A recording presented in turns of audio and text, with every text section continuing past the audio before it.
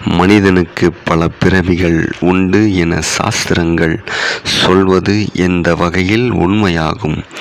மழை வருகிறது, வானத்திலிருந்து தாரை தாரையாக தண்ணீர் கொட்டுகிறது, பூமியில் வந்து விழுகின்ற மழைத்துளி இதற்கு முன்பு மழை துளியாக வந்ததே இல்லை, இப்பொழுதுதான் புதிதாக விழுகிறது என்று சொல்ல முடியுமா?